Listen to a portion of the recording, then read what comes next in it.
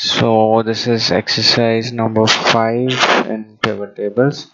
So in this we have to create a pivot table, and they've given some constraints, as in you have to select a filter big and show revenue and expense by subdivision. Don't be scared by all these words, just read it once or twice, you'll understand.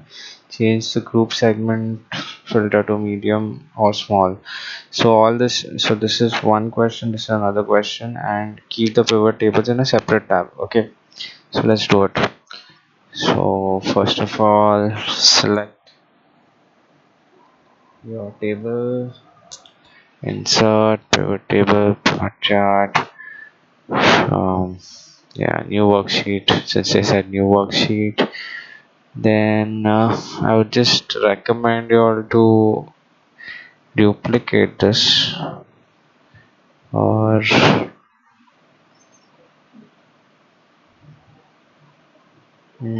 create a copy.